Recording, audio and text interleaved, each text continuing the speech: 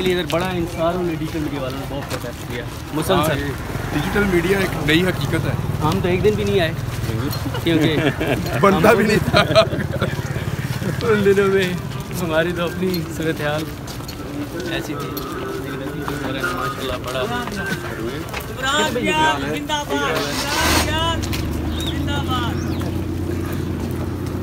अभी वो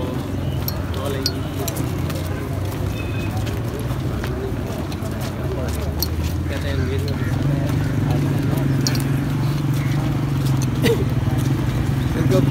भाई उस खाने में बंद था जब मुझे बंद किया। हाँ उधर भी बंद होती है। पता है पूरी फैक्ट्री को वहाँ देख रहा है। मैं मुँह पे टोपी आगे सो रहा था, सारे वहाँ बंद हो गए।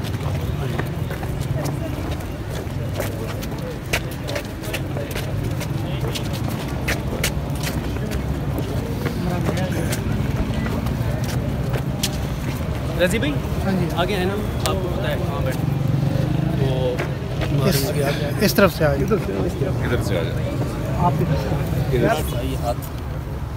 तो बलोच बड़े मेहमान नवाज हैं। मैंने उस दिन भी ये बात कही थी। अच्छी बात है जो उस दिन रात को हुआ वो हमने देखा, उसमें दुख हुआ।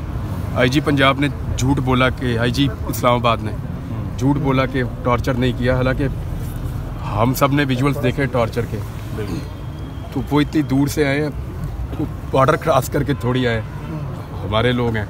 मारना नहीं चाहिए था ख़वातीन को, बच्चों को तो बिल्कुल नहीं मारना चाहिए था, मारना नहीं चाहिए था। अगर कोई गैर कानूनी हरकत करता है या गैर आइनी, मैंने उस दिन वकला के प्रोग्राम में भी यही कहा था कि रूल ऑफ लॉ होना चाहिए।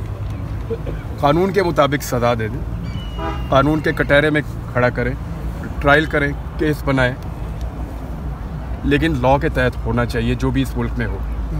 कानून ही फाइनल ऑप्शन है। रूल ऑफ लॉ के बगैर मुल्क आगे बढ़ेगा नहीं। 100 बातों की यही एक बात है।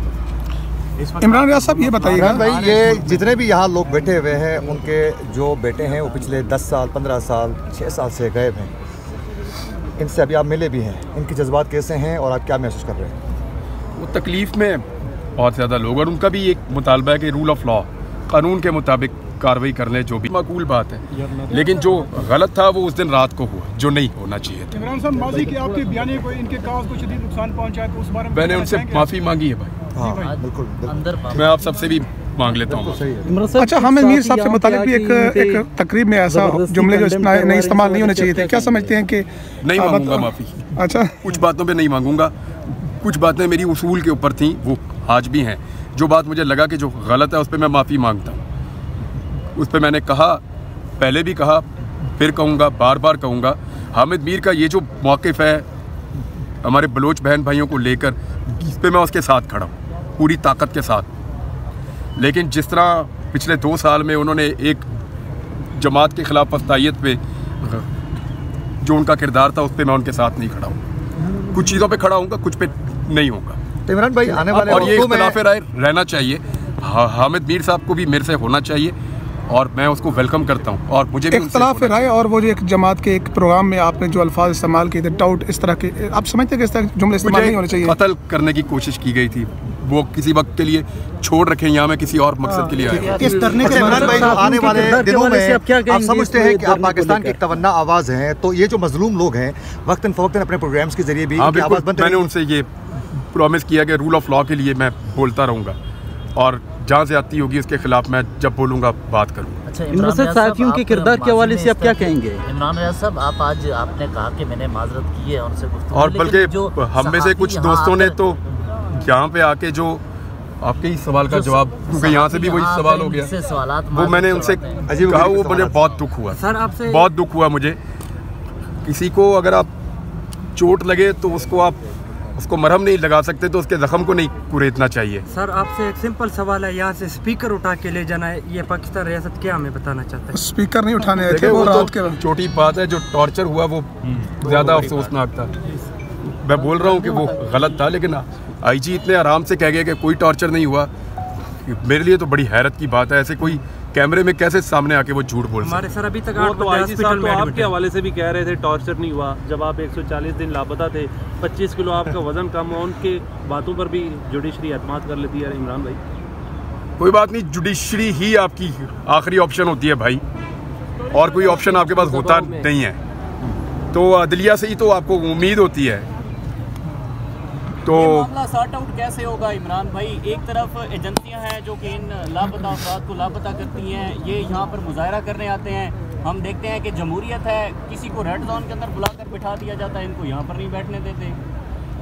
रूल ऑफ लॉ से होगा भाई, मैंने पहले भी कहा कि रूल ऑफ लॉ से ही होगा। जब हम तय कर लेंगे कि ये मुल्क कानून के तहत चलेगा और कानून की हुक्मरानी होगी, तो फिर ये मुल्क चलेगा। अच्छा इमरान भाई, चीफ जस्टिस खुद से बलूचिस्तान के हैं, लेकिन वज़ीर आज़म भी बलूचिस्तान होने के बावजूद। यार वैसे काकड़ साहब को तो मैं इधर ये दुकानों पे देखता था, ठीक है, इधर बैठ के हमारे साथ चाय पीता था। ये तो मैं वापस आया तो पता चला कि वज़ीर आज़म बन गया वो काकड़ तो कोयटा में कर्जदार है होटल वाले। काकड़ साहब तो इधर चाय के होटलों में हमारे साथ बैठ के गप्पे लगाते थे। ये तो बड़ी सेफ जगह है, इधर आ जाए ये तो। और हर जगह पे वो यही बात करते थे बलूचों के हुकूक की। काकड़ साहब हर जगह पे यही कहते थे कि बलूचिस्तान के लिए आवाज़ उठाओ, हमें वो बहुत कहते थे। तो काकड़ साहब को मैं उम्मीद करता हूँ वो यहाँ पे आएंगे, क्योंकि वज़ीर दाखिला भी बलूचिस्तान के थे। वज़ीर आज़म के पास कोई इख्तियार है भी कि वो आके बात करें?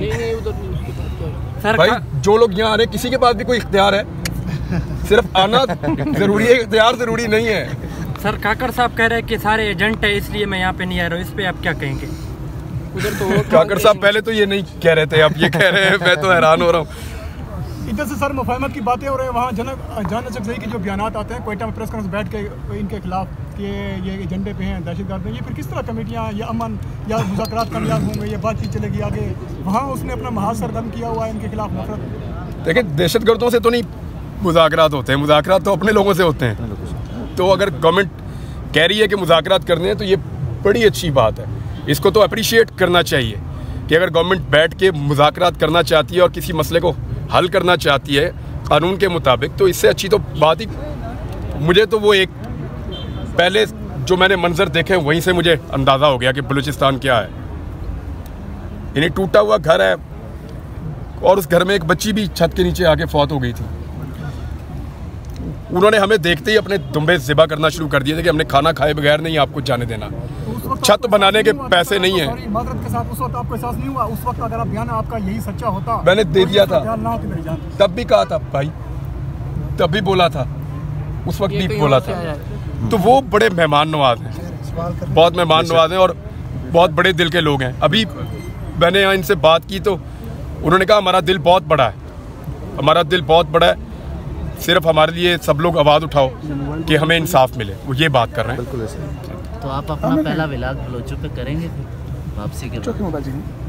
पहला व्लॉग जब करूंगा ना तो उस दिन का जो सबसे मेन टॉपिक होगा उसी पे करूंगा। ये होगा तो इस पे करूंगा। सर ये इमरान भाई करोड़ और मैंने ये उनको गारंटी अभी भी लोग ये मैंने उनसे कहा है कि मैं जुल्म के खिलाफ बोलूंगा।